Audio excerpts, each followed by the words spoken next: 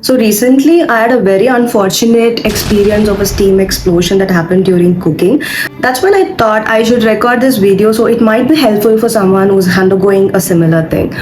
The first thing that helped me is washing my face with a lot of cold water.